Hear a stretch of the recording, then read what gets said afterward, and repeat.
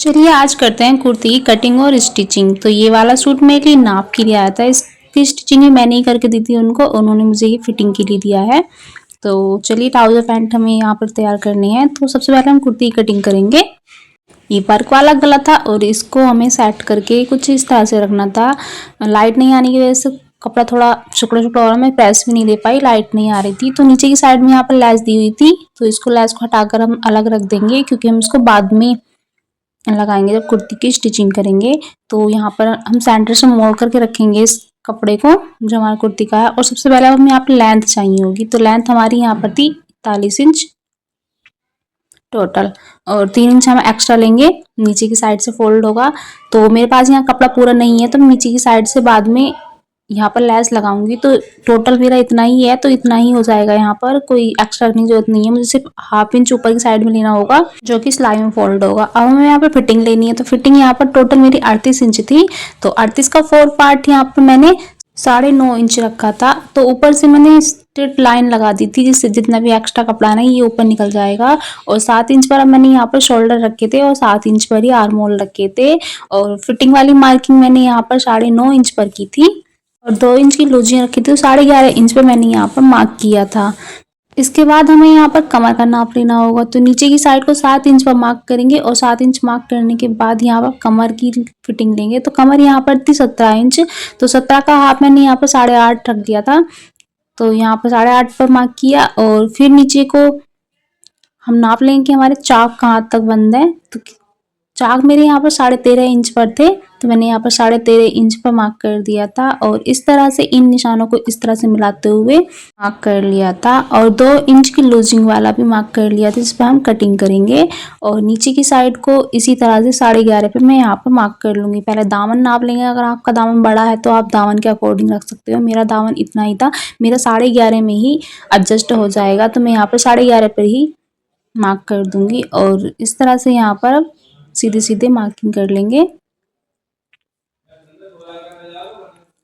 अब यहाँ पर आर्म होल के लिए हल्का सा राउंड देंगे ½ इंच पर, क्योंकि हमारा ये फ्रंट वाला है, तो फ्रंट ½ इंच शोल्डर डाउन कर देंगे। और अब इसी वाली मार्किंग पर हम कट कर देंगे। इस तरह से इजीली हमने फ्रंट वाले पार्ट की कटिंग कर ली थी। अब हमें बैक वाले पार्ट की कटिंग करनी थी, तो फ्रंट वाले को साइड में रखते हैं और बैक वाले की कटिंग करते हैं। तो ये था हमारे बैक वाले पार्ट के लिए कपड़ा जो कि अलग अलग हुए रखे थे ये। तो यहाँ पर ही मैंने इसको डबल फोल्ड कर दिया था। अब फ्रंट वाले पार्ट को मैंने इसके ऊपर सेट करके रखा और इसी के अकॉर्डिंग यहाँ पे मैंने कट कर लिया था। थोड़ा कपड़ा हमारा शुक्ड़ा शुक्ड़ा हो रहा है, लाइट नहीं आ रही थी इसलिए मैंने इसको प्रेस नहीं किया था, ऐसे ही कट कर लिया था। सिलाई करने के बाद मैं इसको प्रेस कर लूंगी।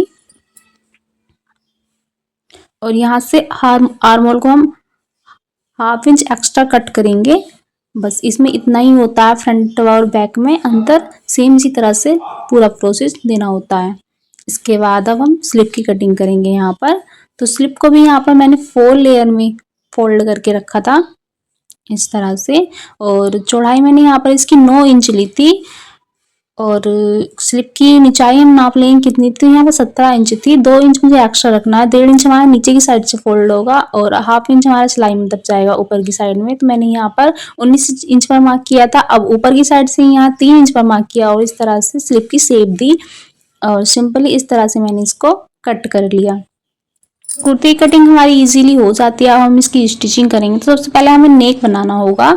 तो नेक के लिए यहाँ पर देखिए मैंने ये फ्रंट साइड से रखा है और अब इसी के इन कलर का मैंने यहाँ पर कपड़ा लिया है। और यहाँ पर ध्यान रखना है कि हमें 1-1 इंच एक्स्ट्रा लेना है अपनी नेक से और इसको फ्रंट साइड से रखना है और बैक साइड से राउंड में हमें सिलाई लगा देनी है तीनों साइड से। अगर आपकी नेक बड़ी है तो आप उसके अकॉर्डिंग यहाँ पर कपड़ा कम ज़्यादा कर सकते हो, छोड़ सकते हो 1 इंच या फिर ½ इंच। मेरा यहाँ पर पूरा बैठ रहा था, मैं इसको पूरा ही इस तरह से स्टिच कर लूँगी। इस तरह से राउंड में सिलाई लगा करके कंप्लीट कर लेंगे। अब जो भी एक्स्ट्रा कपड़ा है ना इसको हम कट कर देंगे।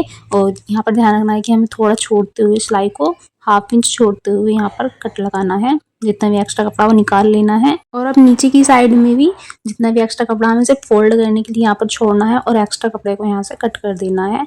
अब यहाँ सिलाई के अंदर अंदर ही हमें छोटे छोटे कट लगाने जिससे हमें फोल्ड करने में दिक्कत ना हो, आसानी से बहुत ही फिनिशिंग के साथ यहाँ पर फोल्ड हो जाएगा। तो इस तरह से कट लगाएंगे और अब अंदर की साइड को पलटते हुए ना यहाँ पर हम तुरपन कर लेंगे। यहाँ हम सिलाई नहीं कर पाएंगे क्योंकि इस पर बहुत ज़्यादा मोतियों का वर्क दिया गया है। तो हम यहाँ पर सिंपली सुई धागे से ओपन कर लेंगे बैक साइड से। तो देखिए मैंने यहाँ पर ओपन कर ली है और नेक हमारा रेडी हो गया है। अब बैक वाले को भी इसी तरह से तैयार कर लेंगे। तो बैक वाले पार्ट को मैंने इस तरह से फोल्ड किया पहले, और इसके बाद यहाँ पर इसी वाले को रखते हुए जिसकी हमारी जितनी हमारी इसकी चौड़ाई है ना, इसी के अकॉर्डिंग यहाँ पर लगाई, और 6.5 इंच मैंने इसकी डीपनेस रखी है और इसको हल्का सा राउंड किया। उसके बाद मैंने इसको कट कर लिया। अब मैंने इसी तरह से फैब्रिक का पीस लिया है और इसको नीचे की साइड रख के यहाँ पर सिलाई लगा ली, छोटे छोटे कट लगा लिए, और इसको इस तरह से बाहर की साइड को पलटते हुए एक सिलाई और इस पर लगाएंगे, जिससे कि हमारी सिलाई उठी उठी नहीं होगी, अच्छे से दब जाएगी और अच्छी फिनिशिंग भी आएगी। तो इस तरह से हम इसको बना करके तैयार कर लेंगे।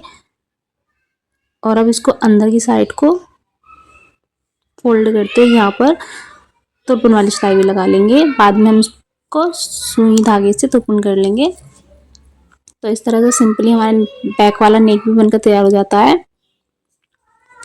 अब हम शोल्डर अटैच करेंगे। तो फ्रंट वाले पार्ट को हमें सीधी साइड से रखना है और बैक वाले पार्ट को उल्टी साइड से रखना है, और इस तरह से सिंपली यहाँ पर डबल सिलाई लगा करके शोल्डर अटैच कर लेंगे।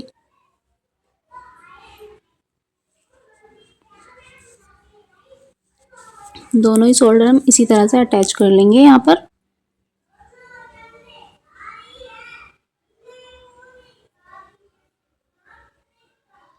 इस तरह से देखिए मैंने यहाँ पर शोल्डर अटैच कर लिया। अब हम यहाँ पर स्लिप अटैच करेंगे। तो इस तरह से रखेंगे कुछ स्लिप को, और यहाँ पर दोनों साइड से स्लिप को अटैच करेंगे। तो स्लिप को हमें इस तरह से रखना है, सीधी साइड से हमें अपने पार्ट रखने हैं और उल्टी साइड से हमें स्लिप को रखना है, और इस तरह से यहाँ पर सिलाई लगाएंगे। तो इस तरह से यहाँ पर मैंने स्लिप लगा कर भी अटैच कर लिए हैं। और अब यहाँ स्लिप को आगे की साइड से फोल्ड कर लेंगे। मैंने 1.5 इंच जो एक्स्ट्रा मार्जिन रखा था उसको, और अब कुर्ती को इस तरह से बिछा कर रखेंगे। और यहाँ पर मैंने फिटिंग वाली मार्किंग कर ली थी, अपनी जो फिटिंग की कुर्ती थी उसी के अकॉर्डिंग यहाँ पर मार्किंग कर ली थी, और उसके बाद यहाँ पर सिलाई लगा ली। अब मुझे यहाँ पर चाक फोल्ड करनी है। ये यहाँ पर इसको इस तरह से फोल्ड कर दिया। हमें नीचे की साइड में लेस अटैच करनी है अपने फ्रंट वाले पार्ट में, क्योंकि हमने लेस हटा करके रख दी थी। तो उस लेस को भी हम यहाँ पर अटैच कर देंगे, और सिंपली इस तरह से देखिए हमने लेस को अटैच कर लिया है। और अब बैक वाले को भी इसी के अकॉर्डिंग पीछे की साइड से फोल्ड कर लेंगे, जो नीचे वाला दामन है हमारा। और अब हम चौक फोल्ड करेंगे इस तरह से, चौक को फोल्ड करके चौक वाली भी सिलाई लगा लेंगे। तो इस तरह से सिंपली हमारी कुर्ती की कटिंग हो गई है। तो आशा करती हूँ आपको कटिंग और स्टिचिंग समझ में आ गई होगी। तो बहुत ही सिंपली हमारी कुर्ती की कटिंग हो जाती है। तो अब मिलती हूँ आपसे नेक्स्ट वीडियो में। ऐसी यूजफुल वीडियोस देखने के लिए मेरे चैनल को फॉलो करें, वीडियो को लाइक करें। Thank you for watching, bye bye.